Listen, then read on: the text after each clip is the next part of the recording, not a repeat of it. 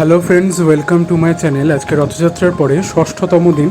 আমি আজকে চলে এসেছি জগন্নাথ দেবকে দর্শন করতে মাসির বাড়িতে। বর্তমানে আমি দাঁড়িয়ে রয়েছি মালদার NH-12-এর একদম সামনে, এবং আমার চোখের সামনে রয়েছে জগন্নাথ দেবের রথ, এবং যেখানে গুন্ডিচা মন্দিরটি তৈরি করা হয় পল্লীশ্রী 86 দাঁড়িয়ে রয়েছি তার ঠিক সামনে। ভিডিওটা আপলোড হয়তো রথযাত্রার কিছুদিন পরে হবে, তো মনে রাখবেন এটা 2025 সালের রথযাত্রার ভিডিও। এবছরে আমাদের গুন্ডিচা মন্দির তৈরি হয়েছে পুরীর জগন্নাথ ধামের পুরী মন্দিরের আদলে।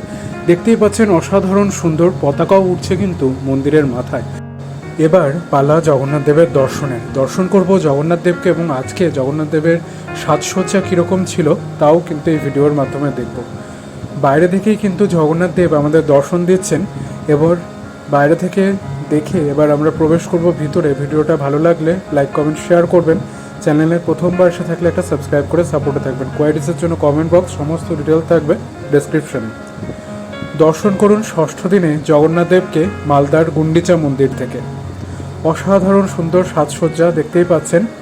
তো কমেন্ট বক্সে জয় জগন্নাথ লিখতে কিন্তু ভুলবেন না, আর মনে রাখবেন কোয়ারিজের জন্য অবশ্যই কমেন্ট বক্সে আসতে হবে।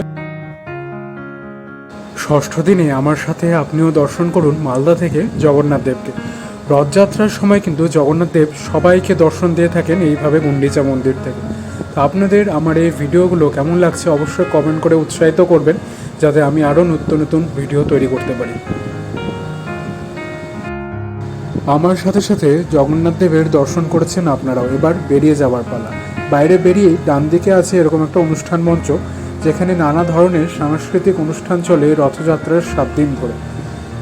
আরেকবার জগন্নাথ মন্দিরের আদলে তৈরি আমাদের গুন্ডিচা মন্দিরকে দেখে আমরা চলে যাব এখান থেকে, এবং ভিডিওটা শেষ করব এখানেই। ভালো লাগলে লাইক কমেন্ট শেয়ার করবেন, এবং চ্যানেলে প্রথমবার এসে থাকলে একটা সাবস্ক্রাইব করে সাপোর্টে থাকবেন।